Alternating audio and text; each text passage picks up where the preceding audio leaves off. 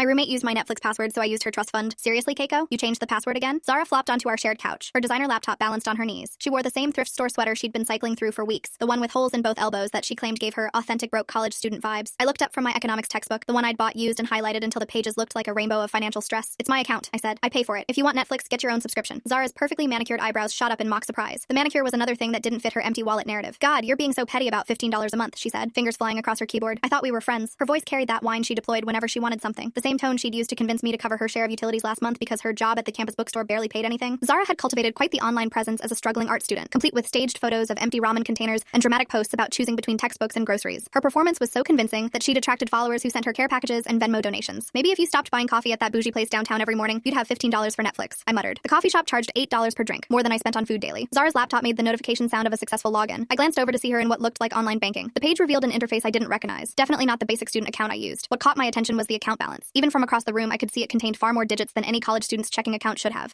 Zara, what exactly are you looking at? She immediately slammed the laptop shut, her face flushing with panic. Her hands trembled as she clutched the closed laptop to her chest. It's nothing, she said quickly. Just checking my work schedule. But I'd already seen enough. The banking interface had been too sophisticated, and that account balance definitely contained commas, where a broke college student's account should only have periods. I moved to sit directly across from her. Zara, I saw your bank account. That wasn't a work schedule. She opened her mouth to protest, but I stopped her. I've been covering your share of rent for 3 months because you claimed you were behind on bills, but that account had more money than I'll see in my lifetime. Her facade began to crack as she realized there was no way to explain what I'd witnessed. The silence stretched between us, filled with months of lies I was only now understanding. How much money do you actually have? I asked. And don't lie, I saw that balance. Nobody who's genuinely broke has that kind of money. She closed her eyes, and when she opened them, I saw defeat. It's complicated, she said. My family has money, a lot of money, but I can't access it whenever I want. There are rules. She laughed bitterly. My trust fund has very specific guidelines about appropriate expenses. The words trust fund hit me hard. I'd been sharing groceries and covering bills for someone with access to more money than most people see in their lives. While I survived on generic pasta and worked 2 jobs, Zara had been playing poverty like a character study. How much money are we talking about? I pressed. Zara looked away. The trust fund is worth about $8 million, she said quietly. I get a monthly allowance of $50,000, but I have to maintain appearances to keep access to the full amount when I turn 25. The trustees expect me to live modestly, to learn the value of money, to develop character through struggle. She finally met my eyes, something almost like shame in her expression. My parents think if I suffer through college, I'll appreciate wealth more. I sat back, processing this. $8 million, $50,000 a month. While I'd been skipping meals to afford textbooks, she'd been pretending to be poor for character development. The rage that built inside me was quiet but absolute. So you've been watching me work double shifts, skip meals, stress about making rent, all while you had $50,000 hitting your account every month? My voice was dangerously calm. She started to speak, but I wasn't finished. You let me cover your rent, your utilities. I've been eating ramen for weeks thinking I was helping a friend in need. That's when I noticed her laptop was still logged into her banking portal, the session still active despite the closed screen. And that's when I decided if she wanted to play games with people's trust, I could play too. But what happened next changed everything. Full story is linked below or on my channel.